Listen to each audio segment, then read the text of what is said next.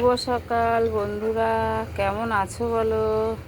আশা করছি ভালো আছো, আমিও ভালো আছি।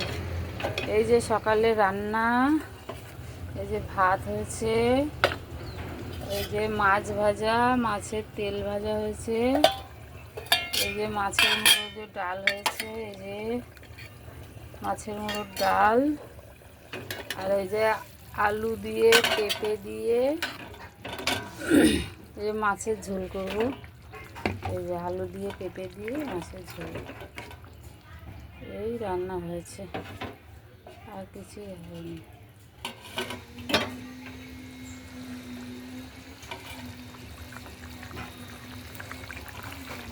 এই যে ডাল, ভাত তো দেখালাম,